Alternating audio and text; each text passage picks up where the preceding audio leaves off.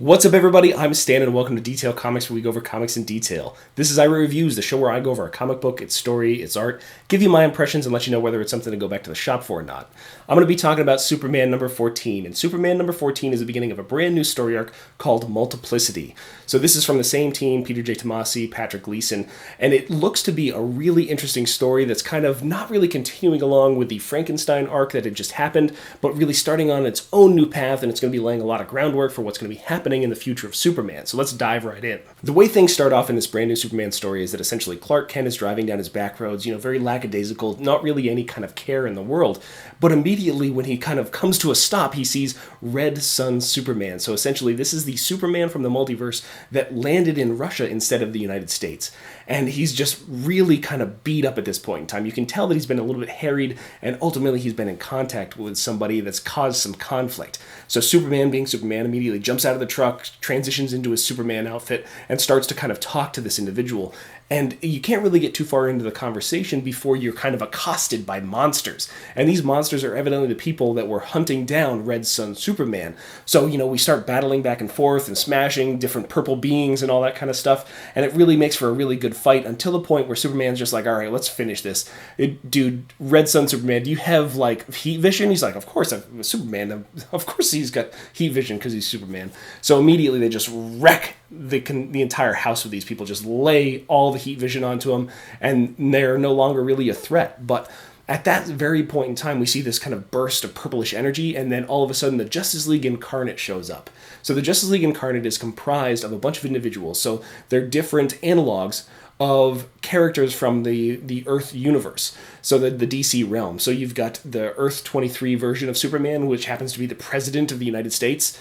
He's running Justice League Incarnate. Then you've got an Aquawoman, you've got Mary Marvel, you've got a Red Racer, you've got a Green Lantern, you've got, I think, Machine Head or something like that. It's like a cyborg kind of person. You've got this Atomic Batman. So there's a lot of different characters that make up Justice League Incarnate, and their job is to go around the multiverse and save all of the DC multiverse from, say, cosmic and multiverse-threatening events. And this happens to be one of them. And what we found when they were in conflict with the actual monsters is that these guys, they're not here to destroy, they're here to collect these super people.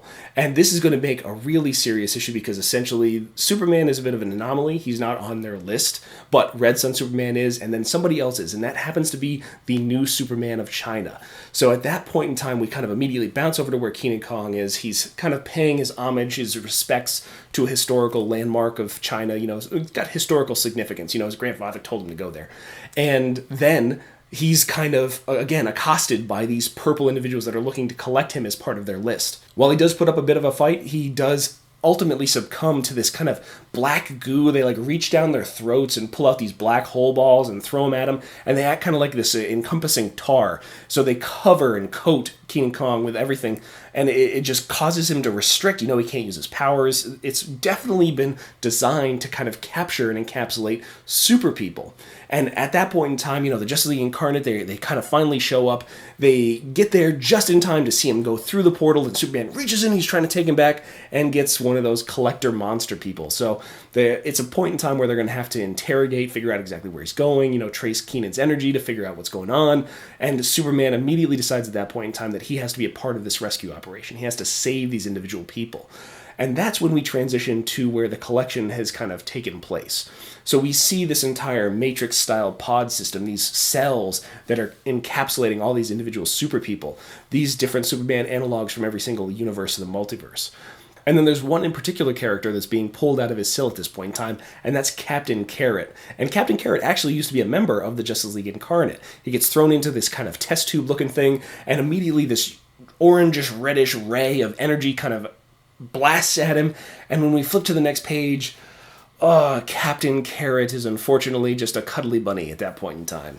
And that's where we end issue number 1. So this is a 4-part series that's starting off in Superman, and it's going to be kind of telling this multiplicity storyline where we're going to see all these individual super people and these different incarnations of Superman across the multiverse. And it looks like a good number of them have been captured, but there's going to be quite a bit of multiverse hopping. So I'm really excited about that. The whole premise of the storyline, it's pretty base. People will compare it to Spider-Verse and all that kind of stuff, but it's not revolving specifically around this Superman and how he's like the key figure and he's got to save the multiverse because of these things. This is more of like he has to save the Superman of the multiverse.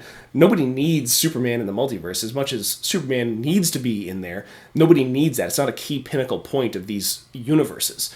But the key thing is saving these individuals before what happened to Captain Carrot happens to the rest of them.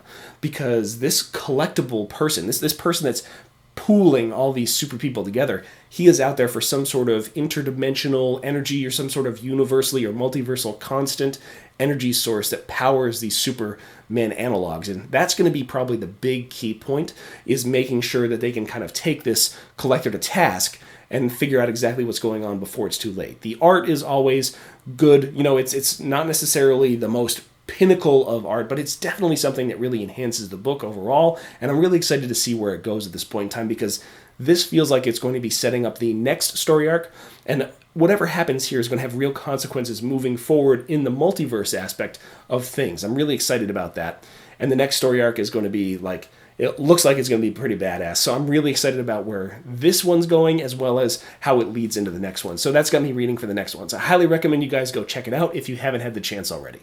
So that's my review of Superman number 14, but I want to know what you guys think too, so hit me up in the comments down below and we can start that conversation.